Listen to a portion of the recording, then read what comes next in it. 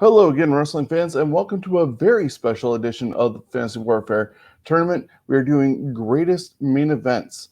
I took this list from, I believe it was What Culture Wrestling article with about 20 of the greatest main events. I took 16 of them, randomly sorted them out, not using their countdown, just not to influence everything. So we're not doing a 1 versus 16 type thing. And these are going to be shuffled around. What makes this special is the fact that we are on WrestleMania first night, 12 noon. Going to be watching it 5 o'clock in the UK. But we are combining with Ontario Indy Podcast Network and the Johners Podcast Network to have 3 voices of podcasters here today. I'm obviously Shawn from London and Scumbags Wrestling. But we also are joined by Kieron Reed in the UK. Milton, UK, you said? Yeah, Milton Keynes, just outside London in the UK, yeah. Yeah, how are you today? I'm good. Obviously, I'm a little bit tired with the clocks going back over here, but I've been looking forward to this for 4 weeks we've been talking about it now. As you know, I've done all my research. I'm looking forward to getting stuck in. Yeah, you showed me a video of all your notes that you have. So you definitely done your homework, and hopefully fatigue doesn't get to you. And from Welland, part of the Ontario Indie Podcast Network, it is Matthew Terry. How are you? I'm doing wonderful. Thank you very much for having me, Shawn. Very nice to meet you, Kieron. Did you just say that you just switched your clocks over? Yeah, so we've just had our clocks moved an hour forward to British summertime. Oh, see, I could do a whole podcast on just that. Like, I don't need to do any of this wrestling stuff. I like different cultures. Anyway, thank you very much for having me, and I too am very excited to get this going. Yeah, it's going to be a really good one. There's some matches that really stand out as spectacular. Kieran and I were talking off air about some of the entrances even that stand out, maybe even above the match itself. But yeah, we have 16 great main events to look at.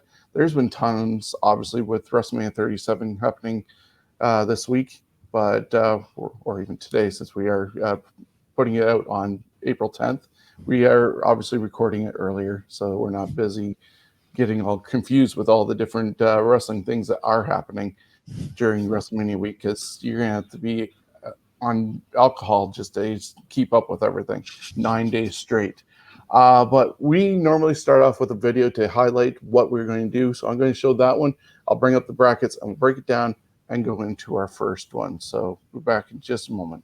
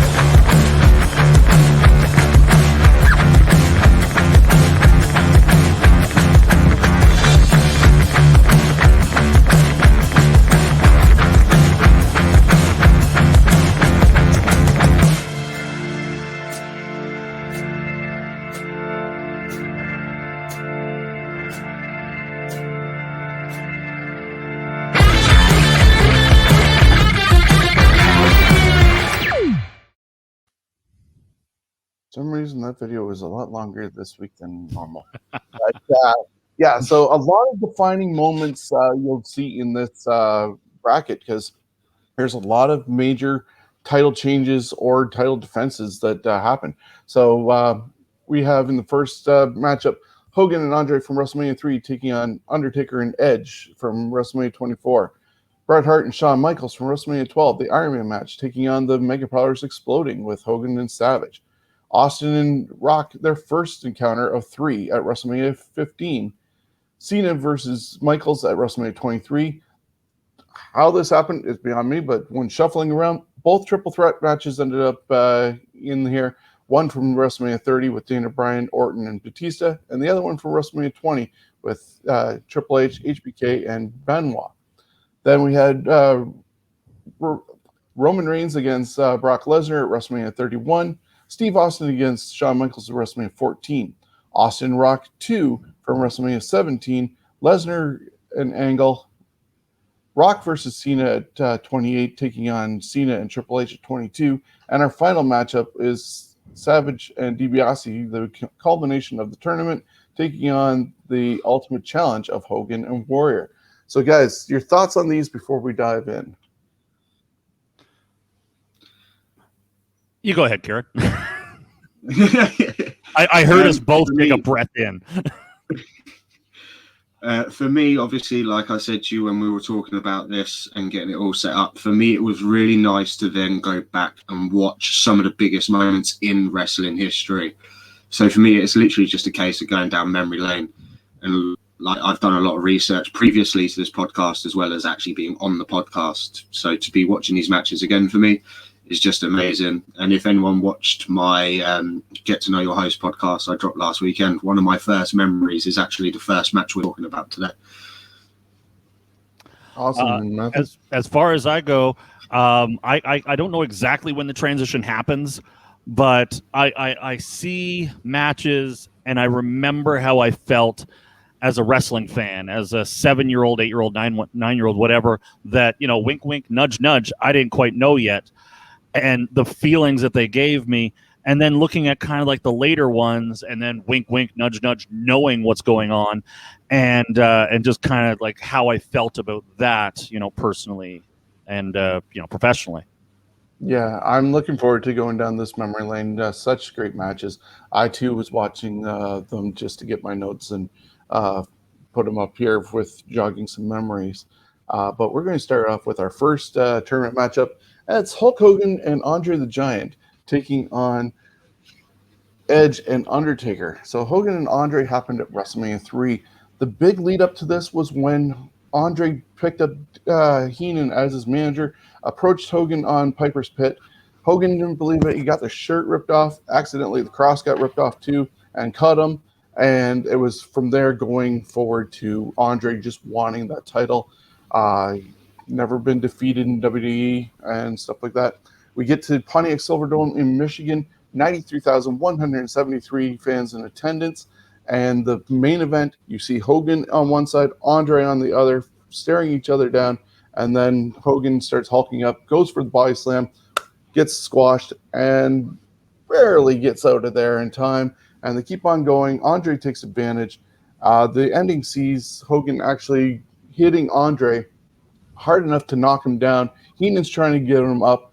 Hogan starts hulking up and ends up body slamming Andre, goes for a leg, and gets the victory. Hogan retains after 3 years of being champion still. Goes Hogan must pose. Andre and Heenan end up going carting away, and just in Andre broken because of that body slam and loss, but Hogan retains. Your other matchup is Undertaker against Edge. Undertaker got in this by winning the Elimination Chamber because he didn't win the Royal Rumble, and so he had another chance. He beat Batista last in it to go against Edge. These two guys went back and forth, a lot of fast-moving pace. This almost, I feel, puts a start to what we were going to see the next couple of years with Undertaker and Shawn and Undertaker and Triple H, because Edge, I feel, is the guy in between those two guys, Shawn and Triple H, for size and abilities. And this brought out a side of Undertaker we didn't see when he went against Bundy and Mark Henry and all those other limbering guys. Undertaker finally started working a match in a small man, big man style, which was really good. And of course, they wanted Jimmy Corderas as the referee. He got knocked out. You see Charles Robinson running full speed to get in there for the count. Doesn't get it. He gets taken out. But after a couple spears, Taker blocks one and gets Edge into the Hell's Gate, and he ends up tapping out. And Taker goes 16-0 and is the new champion. Tough call between these two, but I just think Hogan and Andre have such history. If you're going to look at them history-wise, WrestleMania 3 was like the biggest event before they went to Dallas and 100 and some odd thousand that they claimed to have. I'm going Hogan and Andre. Kieron. For me as well, it would be Hogan, Andre. I mean, if you look down all the path of wrestling history, Hogan body slamming Andre and ending his undefeated streak in WWE is literally one of the most talked about things in any conversation you have about WrestleMania, really. So for me, it'd be Hogan, Andre as well. And is it a clean sweep, Matt? It is a clean sweep. And as I talked about at the top of the show, the differences between the two lead-ups, like up here for me, is I remember 9-year-old Matt just like, why, Andre? Why did you have to do that to Hogan? Like, he would have given you a title match if you just would have asked. And like, I remember that, and I genuinely felt that. As far as Edge and Taker, you had the streak versus at the time, I remember that trajectory that Edge was going up, and legitimately, this could be the guy that breaks the streak and solidifies it even more. So there was a lot of anticipation for that match, but just for pure emotion, I got to go with Hogan and Andre. Yeah, I totally understand that one. So Hogan, Andre, and clean sweep move on, and we're going to go to our second matchup. And Kieron, you want to give us that one? It is HBK Hart from 12 taking on Hogan Savage from 5. So obviously I've got HBK versus Bret Hart, which is at WrestleMania 12. Obviously, it's the first time I think in a WrestleMania event that there's been a 60-minute Iron Man match. Now, for me, the fact that these two both went 60 minutes and not even a pinfall, submission, nothing, 60 minutes, they just a technical masterclass that they gave as well. There was a lot of submissions, so there was a lot of stall work. I think the way they planned the match was really smart. And then for Gorilla Monsoon to come down at the end and add the extra time on, I think was amazing as well. It made you really be like, oh, Bret's going to retain via time limit. But then Monsoon's like, no, we'll go for sudden death, 1 fall. We'll do it that way. Then Shawn gets the win with a double super kick on Bret Hart. So that's that one. Hogan versus Savage. Now, this one was quite a build-up because it was when Hogan held the title for a year, I believe, from winning it a year before. Or was it Savage? No, Savage held it for a year, sorry. Savage held it for a whole year before this match. And obviously it all started when Savage accused Hogan of trying to get with Miss Elizabeth and using Miss Elizabeth to manipulate Savage. So it was quite a long build-up for this one to get to where it was. All in all, I believe the match itself was worked really well as well. There was a lot of hatred towards Savage from the crowd. Hogan got a lot of cheers. So for me, it was a case of... So for me, it was one of those matches where you could see the emotion and everything in the match itself. So you could see that Hogan hated Savage and Savage hated Hogan. In the end, Hogan gets the win with the leg drop as per usual. For me, the winner of this one, for me, just for the sheer fact that it was never done before, and the two had such a heated rivalry, even after this, it would have to go to HBK and Hart for me. Yeah. So Matthew, your pick. All right. Well, my pick, I'm gonna go with the Iron Man match, but I'm gonna talk about Hogan and Savage because now let me see, I'm about 11 years old at this point. As I've mentioned on past shows, I saw this on closed circuit TV. Thank God for divorced parents and fathers who want to make it up to their sons. That's how I ended up at WrestleMania 5, watching on closed circuit television. But I remember like the handshake, the Hogan and Savage, and like, oh my God, like they're friends. Yeah, exactly.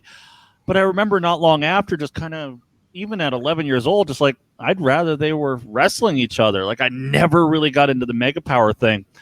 So I was happy that the Mega Powers exploded. I was happy, I guess, to see Hogan. I was starting to get out of the Hogan thing.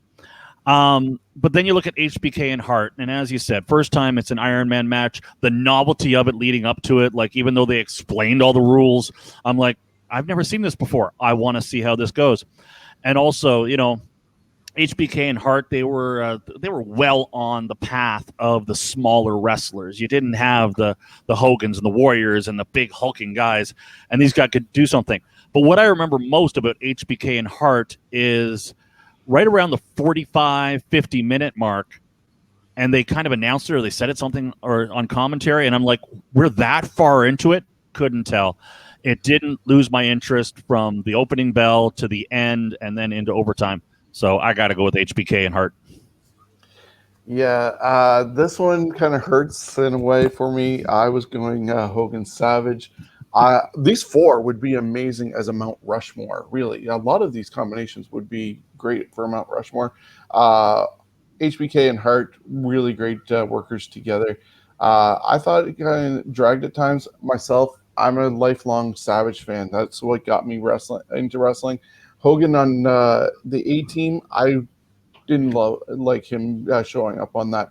But when I saw Savage break Steamboat's neck, boom. And then I saw the Mega Powers come together. I finally was like, okay, I can accept Hogan for a bit. But the storytelling that they did was showing Hogan lifting Elizabeth up, the hugs and stuff like that. Savage had a good case for himself of Hogan's lusting out my woman. Got lust in your eyes, Hogan. But, Yeah, but who didn't have lust in their eyes for Elizabeth? Come on. Honestly. Yeah. If you look back at some of the females they had around at that time, then look at Elizabeth. She's head and shoulders above all of them. Like, yes, nothing against those women, but that's why she was the first lady of wrestling. But just the fact that they had a storyline build from the time hockey through Elizabeth down, and she brought Hogan all the way to WrestleMania 5, and then the subsequent rematches afterwards is amazing. Like, this was about a year and a half in the making just to get to WrestleMania 5. But HBK and Hart, the Iron Man match, moves on, and we go to matchup number 3. And Matthew, all right. So, introducing first, competing out of Philadelphia, Pennsylvania, it is The Rock defending the WWF Championship against Steve Austin at WrestleMania 15. As you said earlier, this is Chapter 1 of their WrestleMania trilogy. Leading up to this, at the 1999 Royal Rumble, The Rock defeated Mankind in the I Quit match for the WWF Championship. Steve Austin entered the Royal Rumble at number 1, Mr. McMahon at number 2. With a little help from The Rock, McMahon wins the Royal Rumble and, theoretically, the championship match at WrestleMania. The next night on Raw, McMahon forfeits his title match, which allows Commissioner Shawn Michaels to award the championship match to the Rumble runner-up, Steve Austin.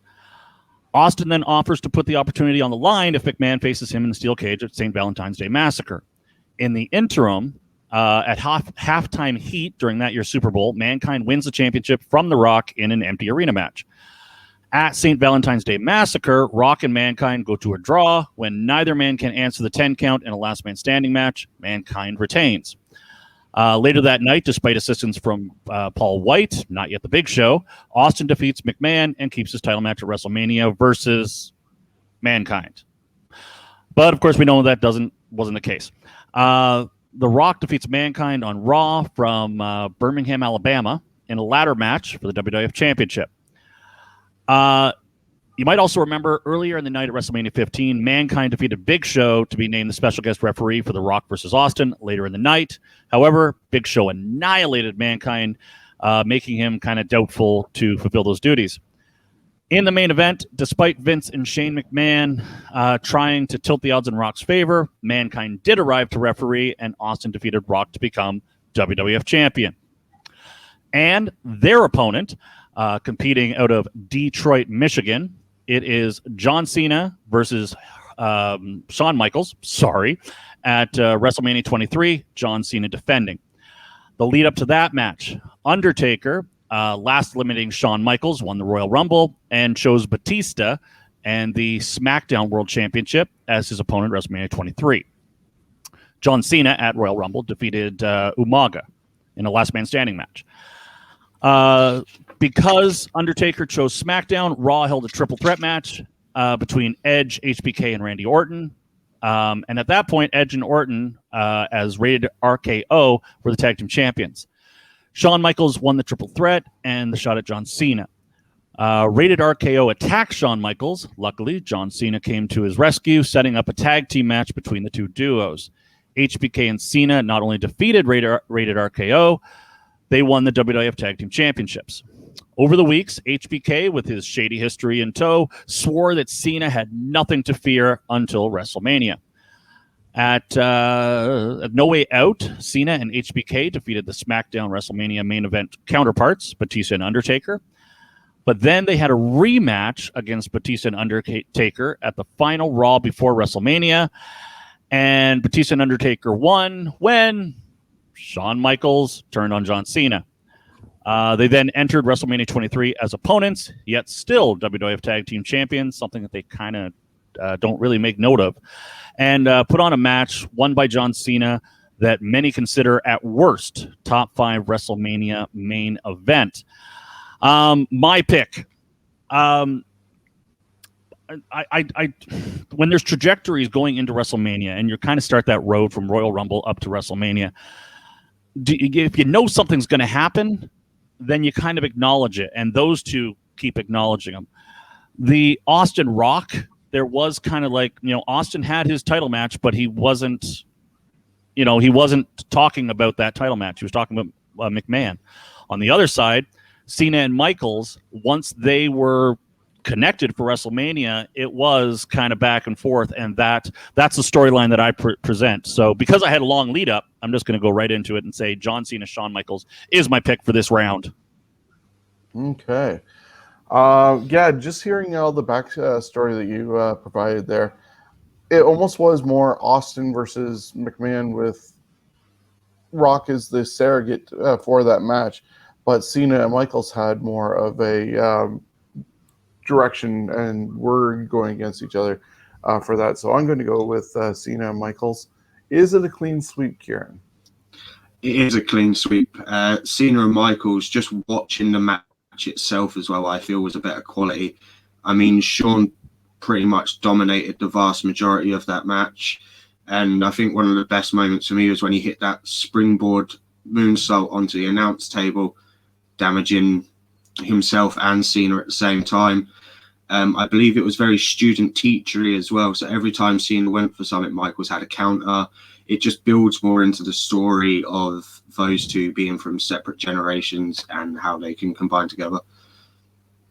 Yeah, it was a really good match, and I was actually live in attendance at Ford Field for that one. It was about 24 rows off the floor.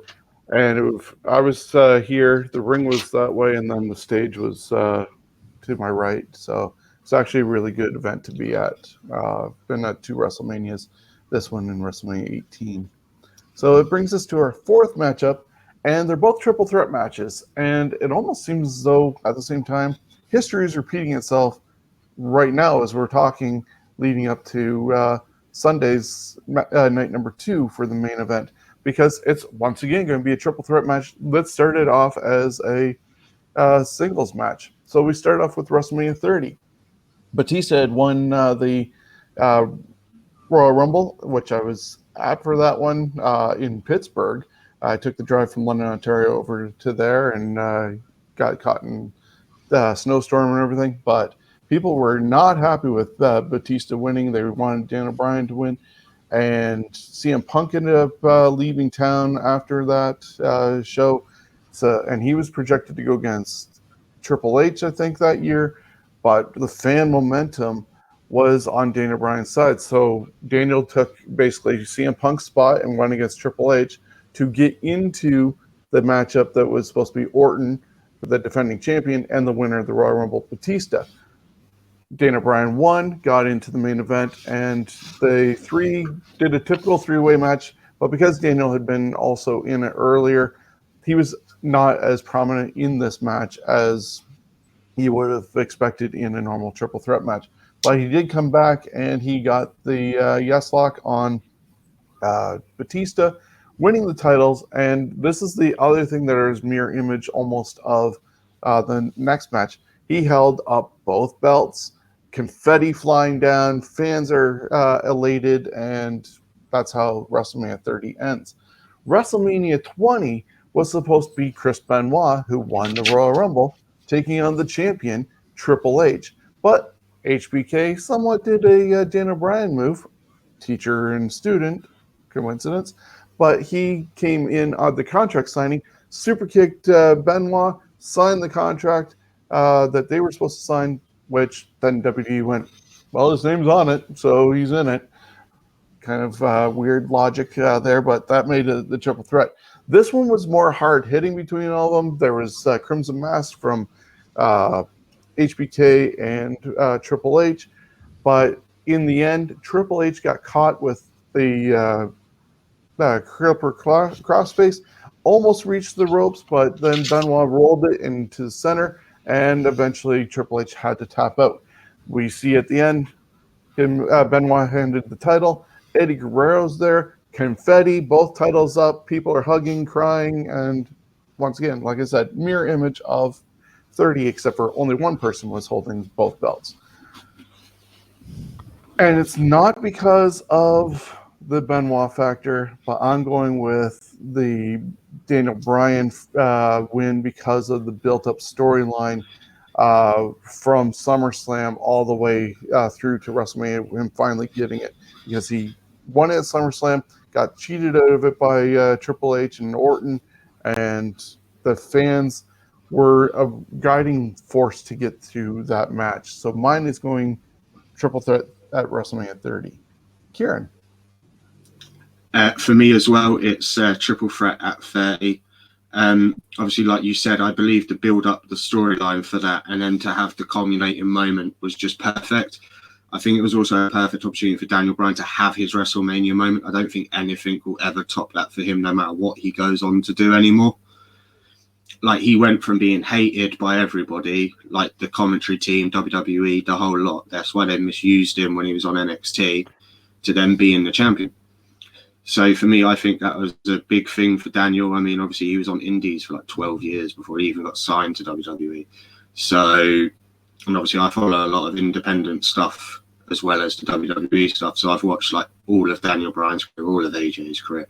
So for me to see that as a fan as well, it was that feel-good moment that I just will never forget. Rather?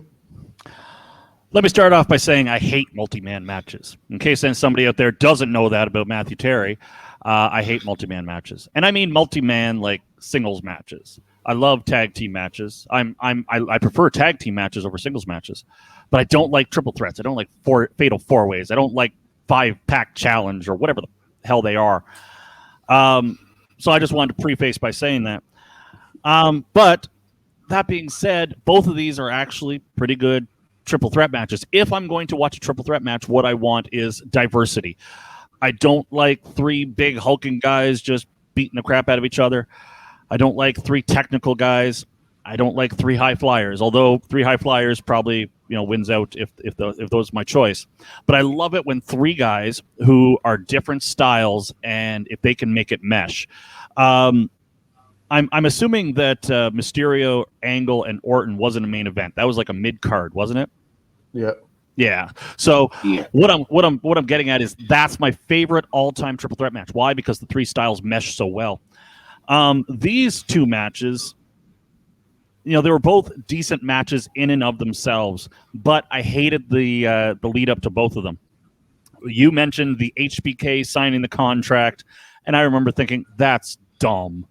Like, he gets the title match because he signed the contract. Just tear the damn thing up. We've seen that how many times. And the Bryan lead up was just so clunky. It didn't feel smooth to me.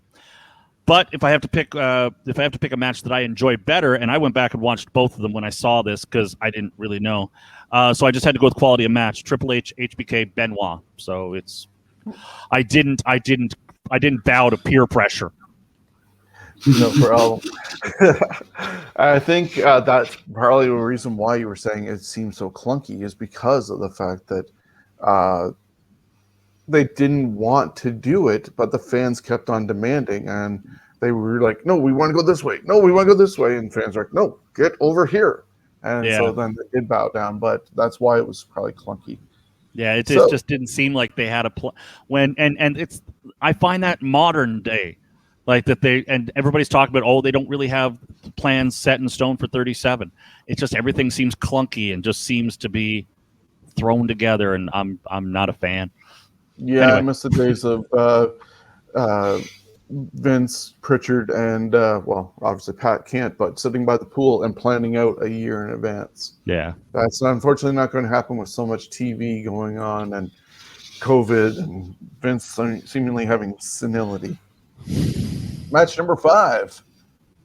Kieron. So that's over to me, I believe. Yeah. So I've got Reigns and Lesnar at 31 and Austin Michaels at 14. So I believe Reigns and Lesnar was when Roman Reigns won the Rumble with the assistance of The Rock at the end from being attacked by the Big Show, I believe. Mm-hmm. So obviously the build up to this was Lesnar being the undefeated, can't be beat by anyone, just suplex everyone that gets in his way and wins a match with some suplexes and an F5. For Reigns, it was, I'm going to be able to sit here, take as many bumps as you give me, and still keep going on with it. For me, after rewatching this match, what I loved about it was Lesnar dominated the whole match pretty much until the last 5 minutes. But I remember watching Reigns take a suplex, sitting up, looking at Lesnar and just laughing at him with a weird smile on his face. And everyone's like, oh, it's a Samoan dynasty. He's got Samoan blood in him. And then Seth Rollins' music hits after Reigns hits 2 spears and then Lesnar hits an F5 and they're both down. Rollins' music hits, runs all the way down, I believe, curb stomps Brock twice, goes for the third, gets scooped for an F5, Reigns spears. Rollins then stomps Reigns for the pin and the win in one of the biggest shocks you'd ever probably see at WrestleMania, because that's the first time anyone's ever cashed in Money in the Bank at a WrestleMania main event. Austin Michaels was DX got their entrance music sung for him. What I liked for it as well, with Mike Tyson as a special enforcer, was even Mike Tyson got his own entrance. It was DX's entrance, but it had its own little twist on it, so it was slightly different to Shawn's entrance when Shawn came down. So for me, I liked the fact that they did a little bit of uniqueticity there. Obviously, the match goes on. I think with some of these old matches, it's more of the samey stuff. So it was a lot of working holds before big spots and stuff like that. Obviously, everyone who knows comes down to the ref takes a bump. He's out of the match for a while. Austin ends up stunning Michaels. Tyson slides in. 1, 2, 3. Then Shawn gets back up. Obviously, Michaels shocked at what Tyson's done. Tyson knocks him out. And then Austin gives him Austin 316 shit at the end. My pick for this, just for the sheer fact of I like Austin and Michaels together as a combination, and adding Mike Tyson to it, I believe it would have to be Austin Michaels for me. Yeah. Matthew. Um, going into Roman Lesnar, I wasn't excited. However, watching the match, it got me. I'm pretty sure that's where Suplex City bitch came into effect. Yeah. When the microphone picked that up. So for that fact, that's a great match. And I remember I love the story they were telling that Reigns just wasn't giving up. I've never been a Reigns fan. I'm not a keyboard warrior just saying, "Oh, Reigns this, Reigns that." I'm just not a fan of him. But I like the story they were telling, and it kind of built up and built up and built up, and I was like, I'm into this. And then Seth Rollins' music hits, and to me, that was a bit of a down point for it. Austin Michaels, I remember, because that's when dirt sheets, or not dirt sheets, but the internet was starting to come a little bit more, and you started hearing the buzzes a lot more, and you knew what Shawn Michaels was kind of doing in the background.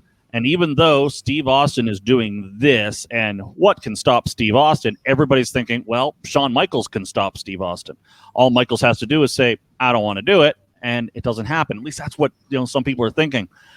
And then people are like, well, what's Mike Tyson going to be a heel? Yeah, but you know why? Because Mike Tyson was, I don't give a flip. That was Mike Tyson. Like, I'm sure Mike Tyson would have been more than happy just to go back into mainstream media and just like, yeah, so I'm a jackass. Like, you knew that.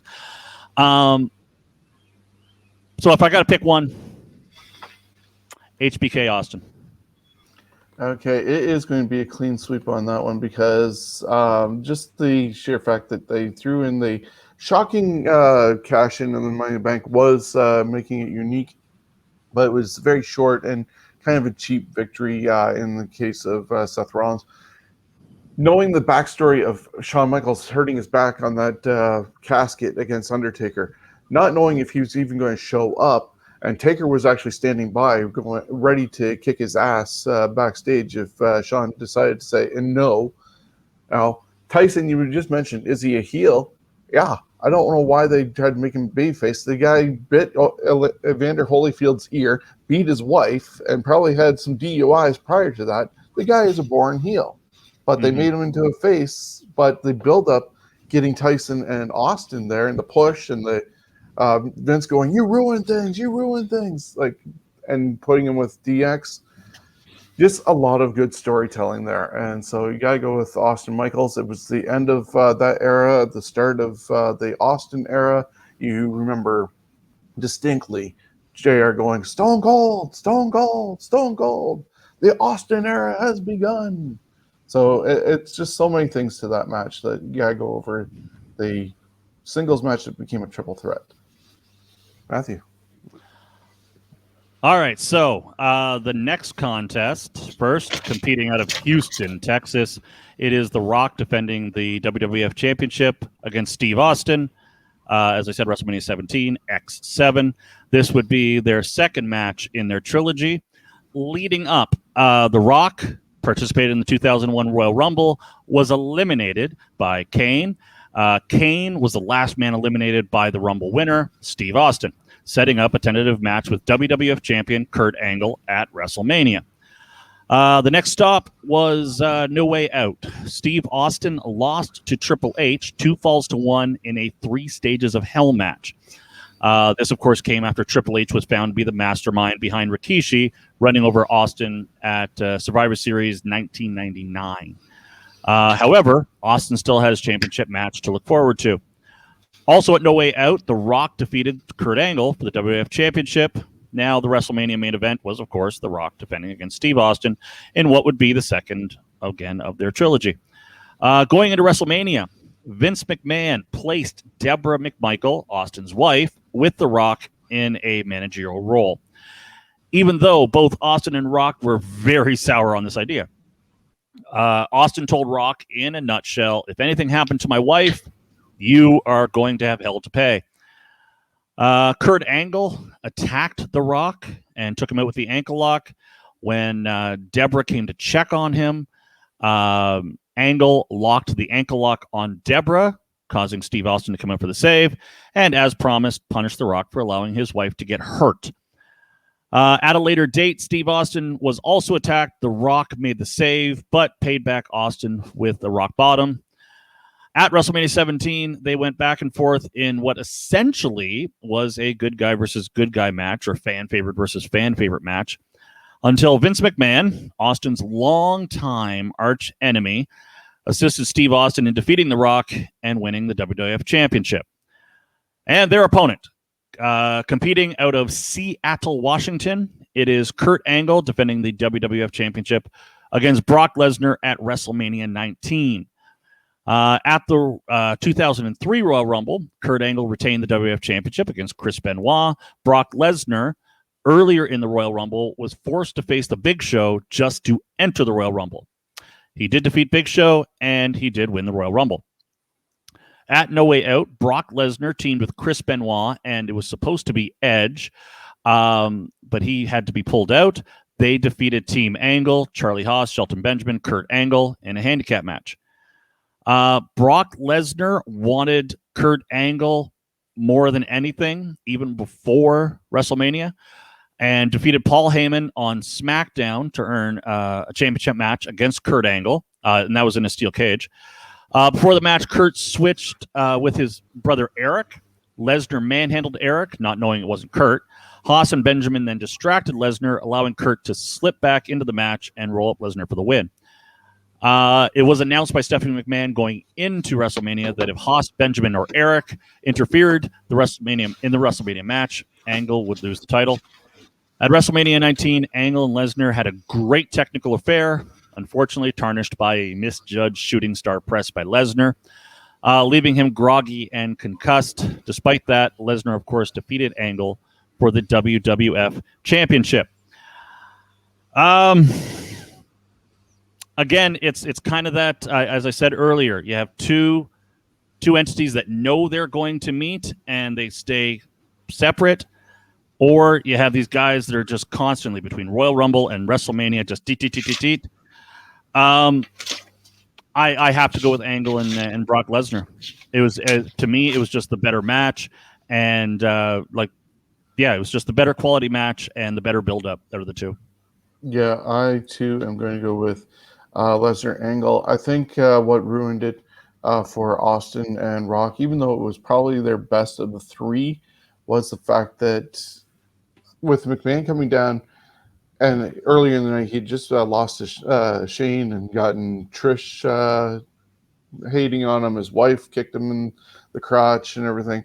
He knew he was coming down as a heel, but then when he started helping Austin, which nobody wanted to see Austin as a heel, even though Austin thought he was getting stale and needed something fresh, it fell flat on the crowd. They were just like, what?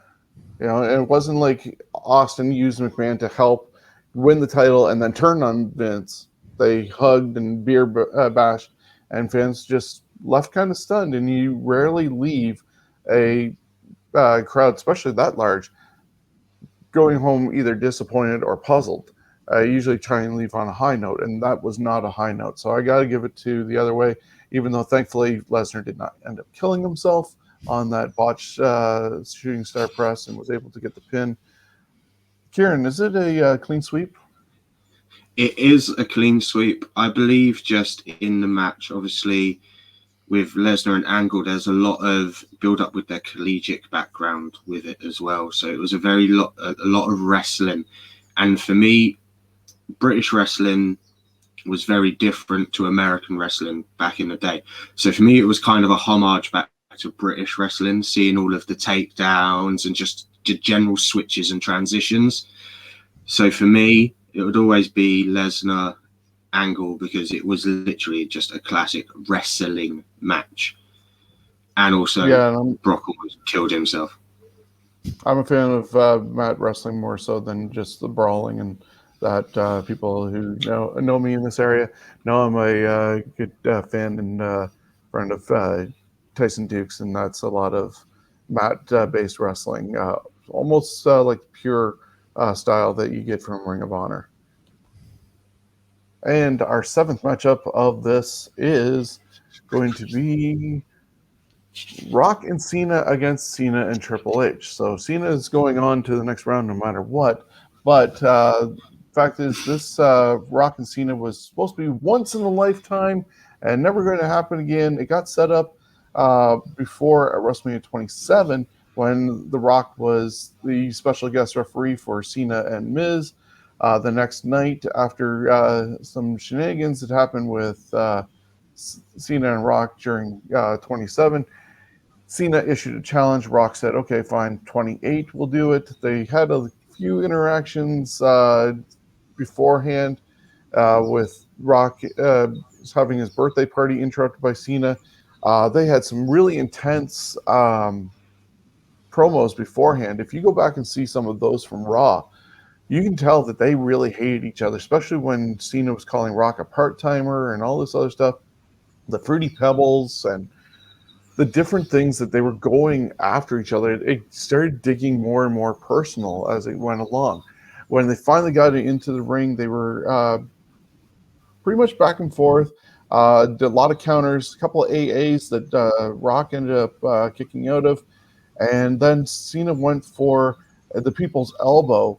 And when he went to do that, Rock caught him and put him down for the rock bottom and got the victory.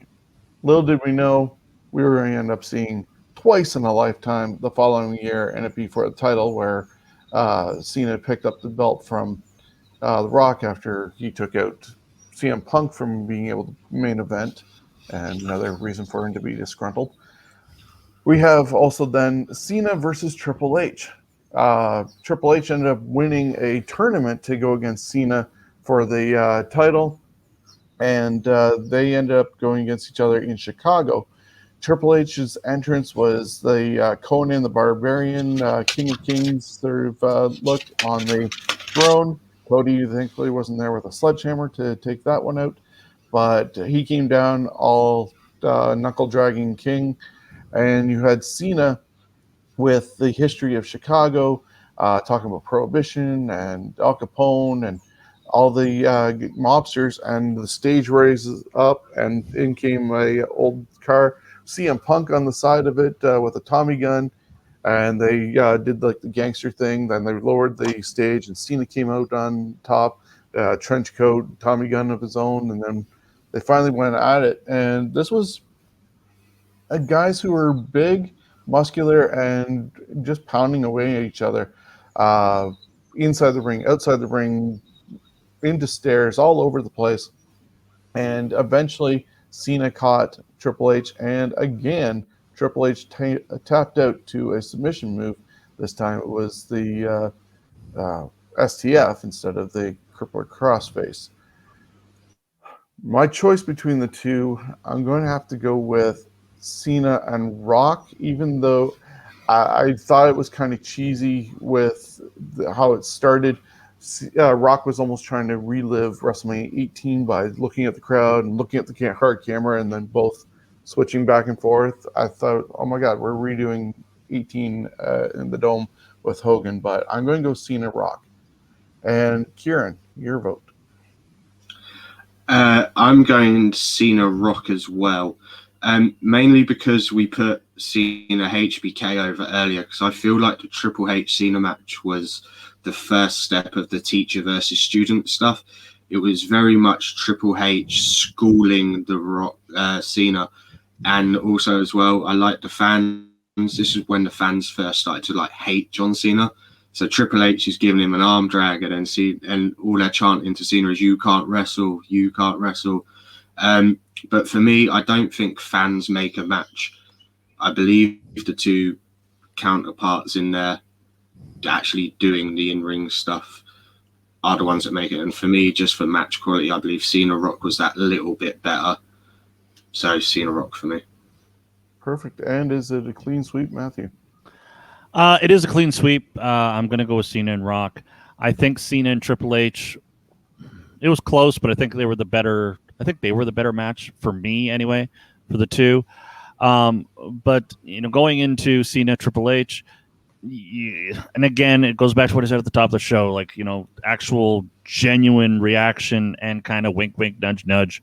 You kind of knew that Triple H was getting into building people a little more than building himself. or building himself at the expense of building other people. Cena, he was getting that trajectory upwards, but Cena and Rock, it was just kind of a more, either could happen. Cena could defeat The Rock, kind of like Rock going over Hogan, or Rock could go over Cena. And again, the intensity of their promos going into that match, you could feel it. Because sometimes it just made your stomach just tie up a little bit, like, oh, burn. So I have to go with Cena Rock. Excellent. So another sweep on that one. And that brings us to our final matchup before we start being able to do rapid fire through all this. And that's WrestleMania 4 finals of the tournament, DiBiase and Savage versus the Ultimate Challenge, Hogan and Warrior. Kieron. So obviously, as you said, Savage versus DiBiase at 4. I believe it was a quarterfinals, semi-finals, and a finals on one night. And if I remember correctly, DiBiase only wrestled twice, where Macho wrestled 3 times. So going into that, everyone was like, Savage has got to lose. Savage has got to lose. DiBiase's got one longer rest time in between having to wrestle. Having Andre the Giant come down with DiBiase as well. It was pretty much DiBiase dominating, Andre doing a couple of like leg grabs and stuff like that. Then a Macho Man sent Elizabeth out the back, and he brought down Hogan to act as a counterpart for Andre. And then Savage picked up the win with an elbow drop. I think, yeah. So he got an elbow drop. And then on the other side, you've got Hogan versus the Warrior for title versus title. So I believe, again, this was the first time in WrestleMania history that this was title versus title, IC and WWF at the time being defended at the same time. For me, I believe the build-up for this match was a bit weird. Like, Warrior was never one for storytelling in a promo. He kind of just threw a load of words together and rambled them out, and people just found that entertaining in my eyes. For me, the match was very fast-paced because of Warrior, but it was very, as you said before, it's not, for me, having 2 big guys that are purely based on power and just, it was more just test your strength until Warrior obviously picked up Hogan for the Gorilla Press Slam, followed by the splash. And then I believe it ended with Hogan missing a leg drop and Warrior splashing him to win. And then at the end, I believe Hogan left the ring, got the title, handed it to Warrior. And then they hugged in the middle of the ring for somewhat of a feel-good moment, even though they both hated each other in real life. So I believe for me on this one, just for the history and what the ending led to in the next year, I'm going to have to go with Savage DiBiase. Okay. Matthew. Both these matches kind of stayed within their means, and I mean the fact that Hogan and Warrior, they didn't try to do too much. They did what they could do, and Savage and DiBiase, like, they didn't try anything spectacular, but both of them so smooth for a pure wrestling match.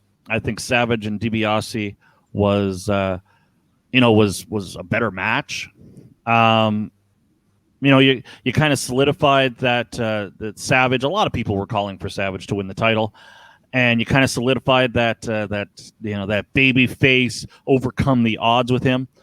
But you go back and you watch Hogan and Warrior, and I think myself that match just has so much staying power, and for the significance of what it meant in history.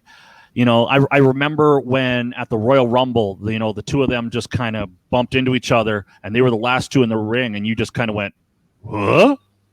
Because it was kind of unfathomable that you would have Hogan and Warrior. And I remember everybody just kind of going like, really? We're going to get Hogan and Warrior? And that was so significant. Then you add in the world title versus the Intercontinental title. Just for significance alone, I got to go with Hogan and Warrior. Yeah, this is another one that kind of hurts with me for need to vote on it because Savage DiBiase, you saw Savage all 4 times compete, different dresses and matching tights and capes for Savage and Elizabeth throughout the whole thing. They seemed really classy the whole way through. He was the underdog having to go through all 4 matches. They tied in the whole Mega Powers thing and the Mega Bucks, which led to the SummerSlam deal. And so I loved it when Savage got the title and lifted Elizabeth on his shoulder. And it was an amazing moment. I had that poster. It was so awesome as a 12-year-old kid on that one. But Hogan Warrior, sloppy in a way, very limbering. Any new person watching wrestling at that time might have thought Hogan's name was Hogan, because Warrior always said his name, Hogan or Hogan.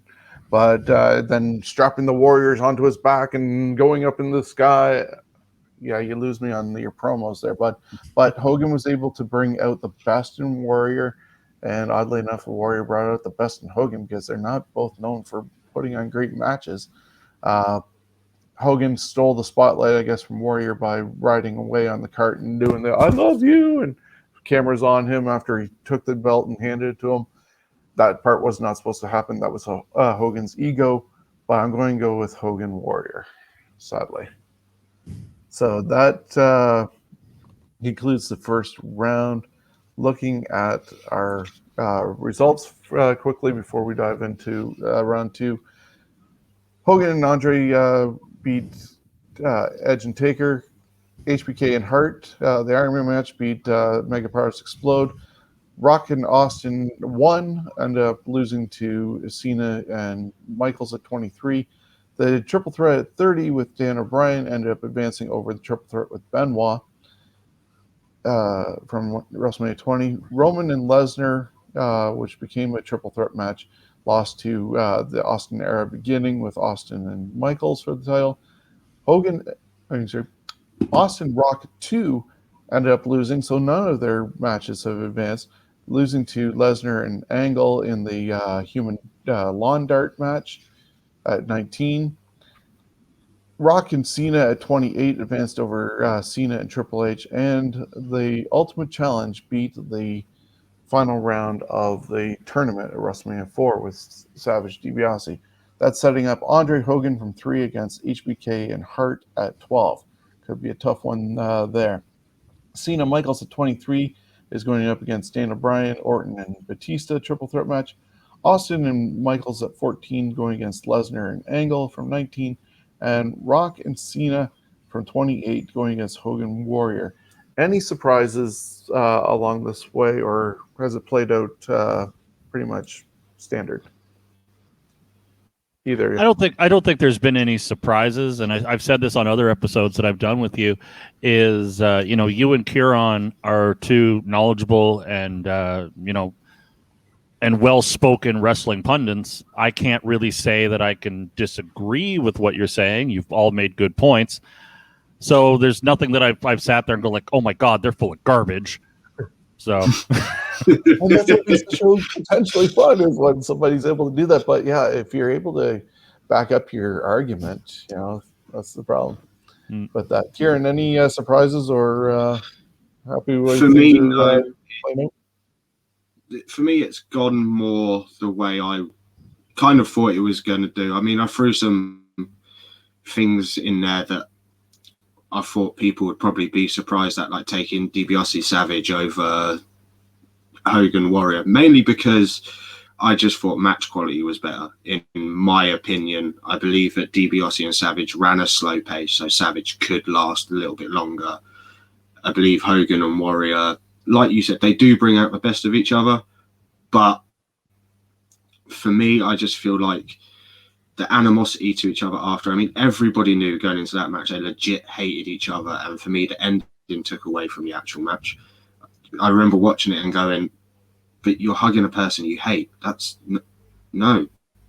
That was Hogan stealing the spotlight. Hogan being Hogan.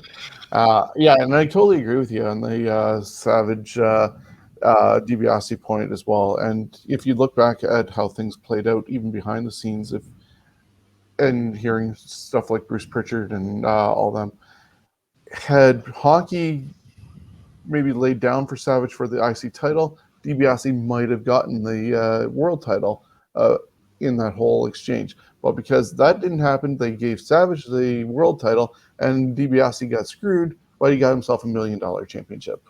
And unfortunately goes down in history as one of the greats that never were a WWF champion.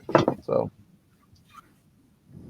we go on to our second round, and Matthew, you want to be our first vote in Austin Michaels and Lesnar Angle? Austin. Oh, that kind of. I thought we were doing Hulk and Andre HBK. Oh, where did I miss that one? Yep. I have no idea where you got. Yeah, I have no idea where I got that one. Hold on, where the heck are you? You're way down there. I need to change that. You threw me for a loop there. That's the wonderful thing about. Why did I put that in there? I'm sitting here like, wait, Okay, so I'm going to fix. Did we already vote? What? Yeah. If you go with, did I black out there for a second? Yeah. He's like, wait, we voted on 2 rounds already? What the fuck? Yeah, go figure. So we're going to go Hogan Andre against Michaels. Between HBK and Hart. All right. Just nostalgia and again, just the genuine feelings. Like there has to be some. You have to speak to the fact that I remember how I felt about why Andre, why, like, no way you did that. Hulk and Andre. Okay. See, I'm going to throw a spanner in the works. Because of the dropout, I'm going to go HBK and Hart because a boyhood dream came true that night. So, Kieron, you get to be the tiebreaker. I think for the significance of the stipulation of the match more than anything, and what led to after, with those two going on to be two of the greatest rivals of each other ever, I'm going to have to go Hart Michaels as well.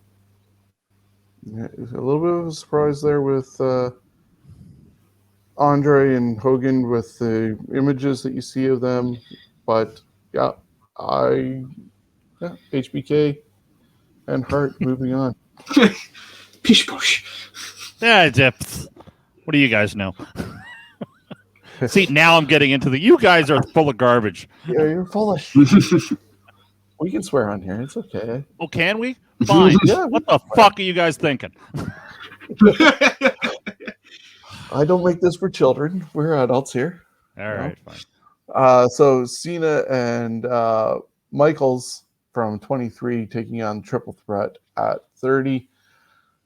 I'm looking at these two, and even though I was there for Cena and Michaels, and it was such a good match, and Cena coming through the glass in the Mustang because it was Detroit and Ford and everything, and Ford Field. The emotion at the end of the Triple Threat match, and to also know that we see behind the scenes video that at one point he went over Daniel Bryan, that is pronouns, pal, went over to Connor and gave him a hug as well, and then posed on the table and doing the S movement in New Orleans. I gotta go with the Triple Threat match over Cena Michaels. Kieron? I'm going to go just for the sheer fact that for me, it's the connection I had with Bryan, watching him through the Indies to get to the point where he got to. So I'm also going to have to go Triple Threat at 30. So as a non-Triple Threat fan, your vote, Matt? My vote is for the Triple Threat match, actually. I know I was talking about, like, it was clunky, but there was a trajectory there. And I know Cena and Michaels, they had their kind of storyline going too. But as you said, the ensuing spectacle afterwards, like, Daniel Bryan, Connor, Connor. I can't think of his last name. Yeah. All I can think of is Connor's Cure. But just like that legacy. And again, I just like you, Kieron. I was a huge fan of Daniel Bryan even before he came to WWE. So to me personally, and if you want to put it in a nutshell of main events, I'd go with the triple threat. Okay, so Kieran, you get Michaels Austin against Lesnar Angle. Yeah, we have it in the right spot. Okay. Ooh. That's a tough one. I think I'm gonna have to go Lesnar Angle for me. I believe those two together with their collegiate wrestling background and stuff just put on, for me, it was more of a wrestling spectacle. And I would go on to say to anybody that wanted to watch something to study a match, I'd say watch Lesnar versus Angle. Don't try and do a shooting star presser if you are going to go watch it, because that does hurt. But yeah, for me, it'd have to go Lesnar Angle. Okay, and Matthew? As a pure wrestling match, Lesnar and Angle is definitely the superior match. But again, it's all in the the frame of mind of how I think about these. Like the first round, I was able to look at them. I was able to think about it. I was able to write stuff down. Now we're in the rapid fire, and I'm just like, I don't know what the fuck I'm doing. But thinking about it, Austin and Michaels, you look back at it and you realize how bad Michaels' back apparently was. You got to respect the fact the match that he put on with that. Mike Tyson, the spectacle of having Mike Tyson, Austin 316, finally getting to the top of the mountain and everything that set off. So Austin and Michaels. Yeah, I'm going to be the tiebreaker on this one, and it will be going to the two guys are on two of my 4 Mount Rushmore faces, Austin Michaels. You just have everything that happened there. You mentioned about HBK being in such pain. To specifically look at when Shawn goes to the top rope to deliver the elbow. He is crouched there on the top, trying to get up, and you just see the wincing pain on his face before he's able to get upright and then launch himself. And for what he did to get through that, and then you also pointed out the Austin saga. Just thinking the fact that a guy with black boots and black trunks would never make it, according to Eric Bischoff, and he's now top of the pile. And Austin 316 took off, and he was the number one guy in the business. Even if WCW was still kicking WWE's ass, he was still the number one guy. He just couldn't carry it all by himself, and that's where a great heel in Vince McMahon ended up developing. So Austin Michaels is advancing. And that brings us to our last matchup in this round. And Matthew, Brock Cena, Hogan Warrior. I'm not going to waste any time. I'm just going to go with the Hogan and Warrior. World title versus Intercontinental title. The significance of that. The fact that you had like the two biggest entities going at it. It was kind of like Hogan and Andre, because it's just these two people that everybody thought was just unbeatable, and just I have to go with Hogan and Warrior. Yeah, and I'm looking at these also, and the tagline for Rock and Cena was once in a lifetime, which became twice in a lifetime, and at least that was a decent second time in a lifetime. Hogan and Warrior was once in a lifetime, and it should have remained once in a lifetime because we got garbage in WCW when that happened. But considering it didn't happen in WWE, it was once in a lifetime for them.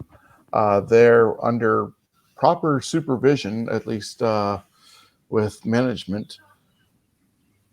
You see more images of Hogan Warrior today in 2021 in flashbacks or their signature spots at the beginning of each show than you do of Rock and Cena. So just because of longevity, I'm going Hogan Warrior. Kieron, is it a clean sweep? It is a clean sweep. I'll explain why in a second. Cena, yay. Rock, yay. Promo work, build up, great. In-ring work, boo. Hogan Warrior, in-ring work, yay. Promo work, boo. But for me, like you said, you see more images and there's more for just the anticipation of Hogan Warrior and for it to only happen once in WWE. For me, it'd have to be Hogan Warrior. I believe The Rock, Cena, they did the whole year build-up, and it was literally just the year before I was talking about WWE doesn't do any major build-ups to matches anymore. It's kind of like 3 weeks before a pay-per-view, and then, oh yeah, you're in a title match. And so for me, that was the first time in a long time they did an actual build-up to an event. But that doesn't change anything for me, just for longevity, Hogan Warrior. Yeah, and hey, nowadays you just have to point at a WrestleMania sign dangling on the wall somewhere or in an arena, and you get a title match. Look at I might, the if I paint it on my Rhea Ripley phone, match. do you reckon it's so high on me? So if I What paint was a that? WrestleMania sign, if I paint a WrestleMania sign on my Raw behind me and then point my finger at it, do you reckon Vince will give me a title shot? I want Walter. Maybe. We'll have to wait and see. We'll send this out to WWE and hope that they give you a title shot. So as you see I in hope the not. He's got Ciampa.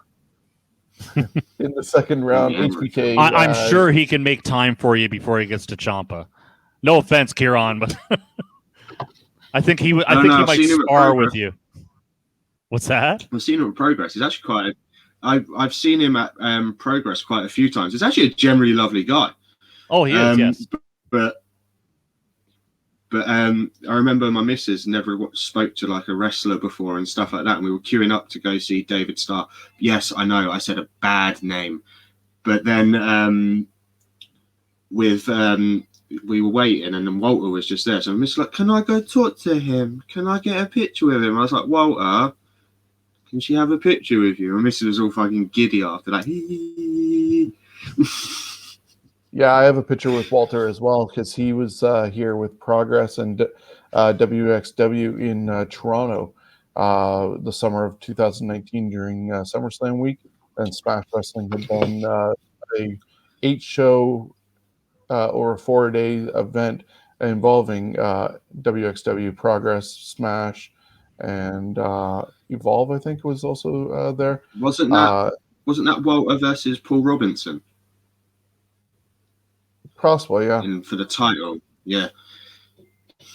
Yeah, I got a picture of myself with Walter, and yeah, he seems like a really good guy. So second round saw HBK and Hart take out Andre and Hogan.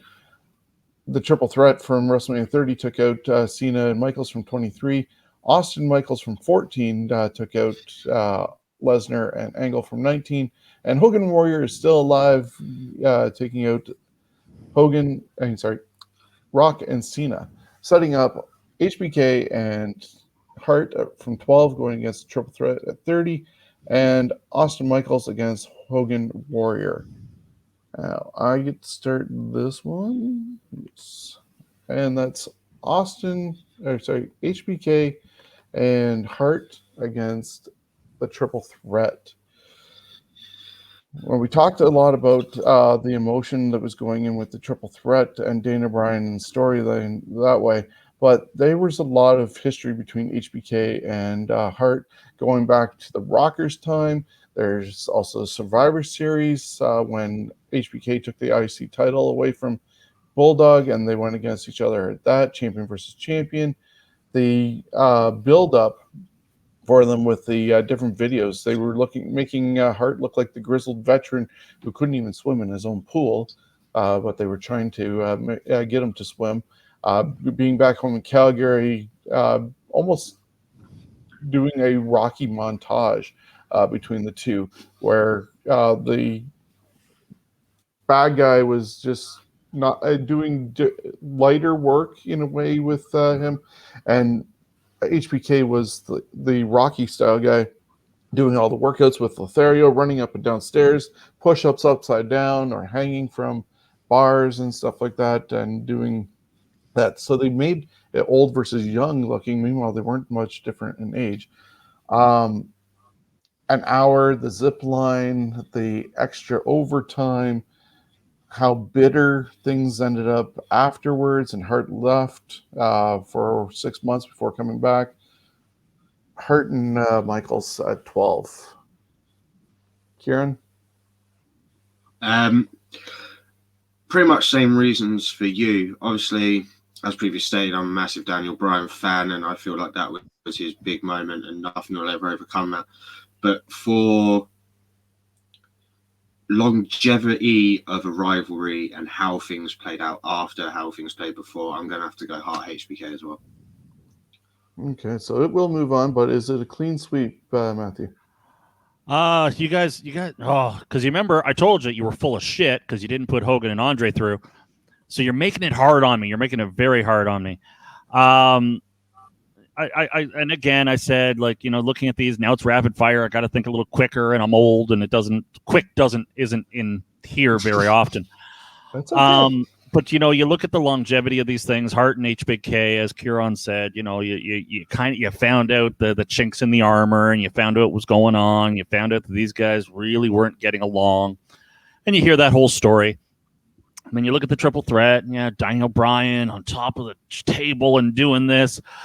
But you know what sours me about that triple threat match is that not that long after is Bryan had to forfeit the title. And that kind of sours it to me. Like, yeah, he had that great moment.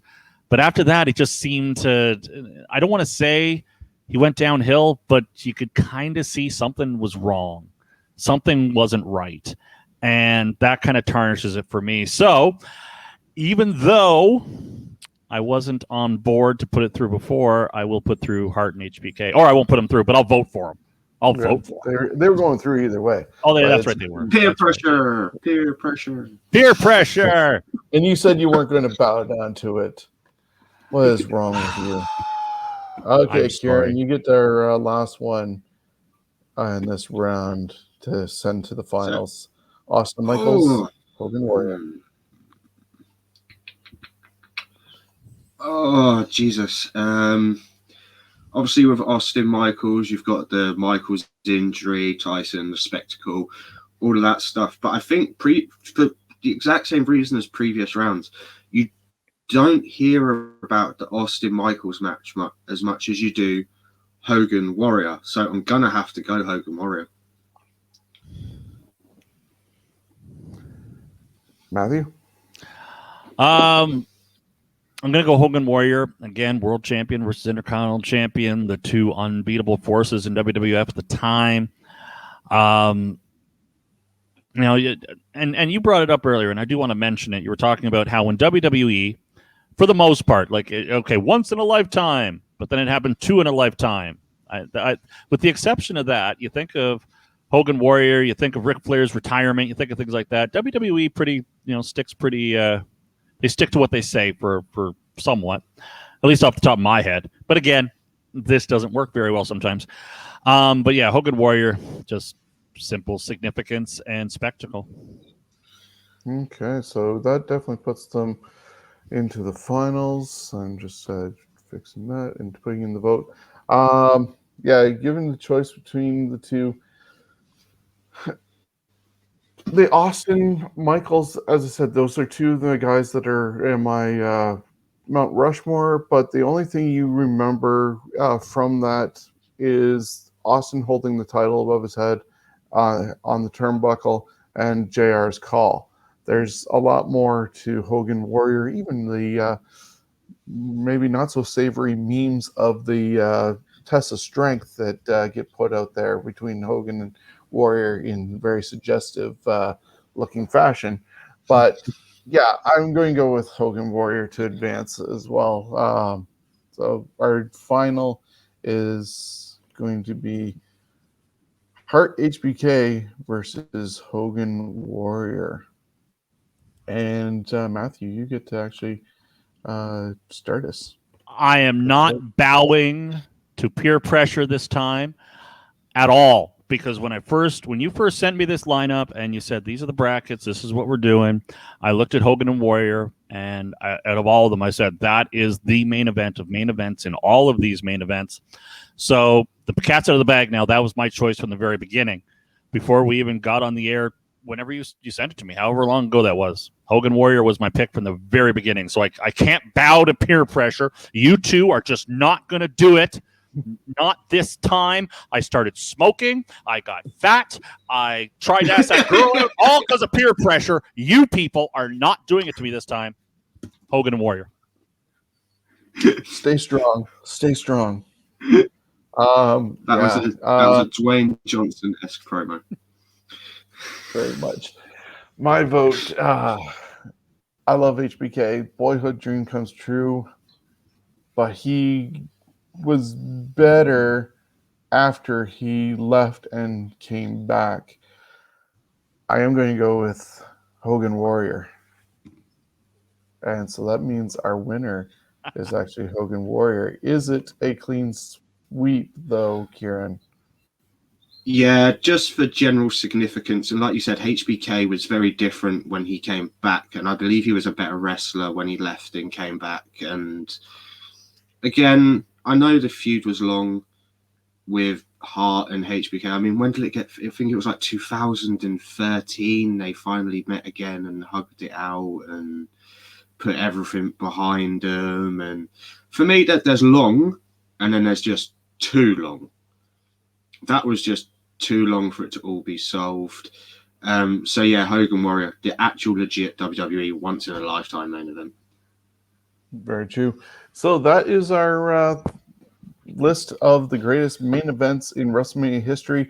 Part of it was cut from What Culture Wrestling, so we could at least get a top 16 in there. I did take out Michaels and Undertaker, just because we've talked to that one to death on a bunch of shows. So Savage and DiBiase got bumped up into that position, but I don't know. I still think Hogan Warrior probably would have beat out Michaels and Taker, because that was, I think, the WrestleMania 26 match that would have been in here if I had included it. But you guys happy with how we did everything on here? Yeah. No, it worked out. Yeah, there we go. Smiley faces. Kids, do not bow to peer pressure. I did, but in the end, I won. So that's a lesson to you. That's the lesson to you, kids. Do not bow to peer pressure unless you really have to, because in the end, it all works out. Exactly. So this is the time we get to plug things. So I'm going to start with Matthew, since you're...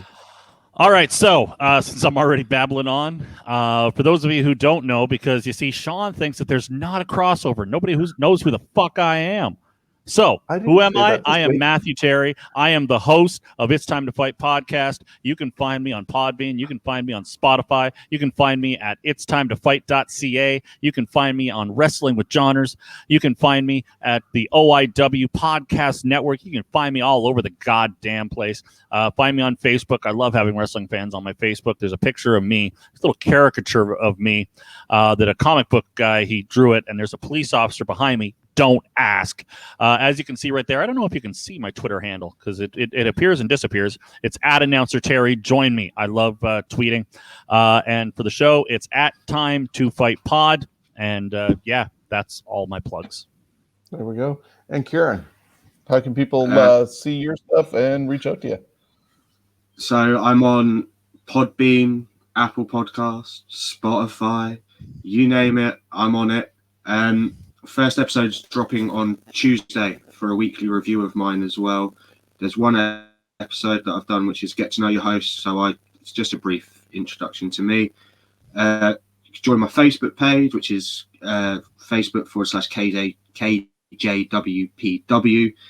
Then you've got Twitter, which is @KJProPod.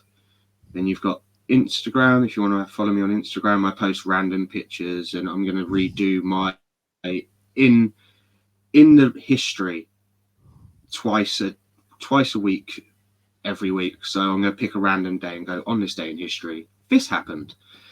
So I'll be doing that, and that is at KJPWP. Excellent. So I'm going to play our commercial as we leave this, but in general, you can catch us on Twitch, YouTube, and Facebook every Thursday for our Scumbags Wrestling podcast every Thursday night. We have Fantasy Warfare Tournament, which happens Wednesdays on YouTube and Facebook at 6 p.m. And This Week in History every Thursday at noon on Facebook and YouTube. Plus, we're on Stitcher, Spotify, iHeartRadio, 10 outlets in total. Plus, want to let you know, because this information actually will be out by the time this is aired, the Scumbags Wrestling Predictions League is up and running. You can join us for $25 for the pro side of things, or free for just for fun. Well, if you're on the pro side, you're actually going to win a championship belt. It's hopefully going to be shown later on this week. But yes, we have undisputed belts. Making our title is our logo. It's presented by CoolBet. And if you place a bet with CoolBets and use our promo code, which I'll include later on, you can get a discount or extra money towards your bet. So CoolBet is our proud sponsor. All the details are on our website at scumbags.ca. And let's have some fun just predicting results from WWE, AEW, NXT, and Impact Wrestling. We already watch it, so why not try and win the title at the same time? So until next time, thank you guys for being a part of this special episode, mixing the Ontario Indie Podcasting Network and the Johners Podcasting Network. No competition, only collaboration. Thanks, guys. Take care, everybody. If you want a variety of wrestling news and history, look no further than the Scumbags Wrestling family of shows. On Wednesday nights at 6 p.m., join Shawn, Steven, and Jonesy as we look for the best of the best and break it all down in a unique tournament format on Fantasy Warfare Tournament. Then, Thursdays at noon, take a look back at the rich history of our great sport with This Week in History. Relive title changes, births, deaths, and some of the best events of all time. Finally, join us for the latest in wrestling news, show results, and predictions Thursday nights at 8 p.m. for the Scumbags Wrestling Podcast. The Scumbags Wrestling can be found on Facebook, Twitter, Twitch, YouTube, and Instagram, along with our audio versions on Stitcher, Spotify, iHeartRadio, or anywhere else you get your podcasts from. We're a proud part of the Ontario Indie Wrestling Podcast Network and the Johners Podcast Network.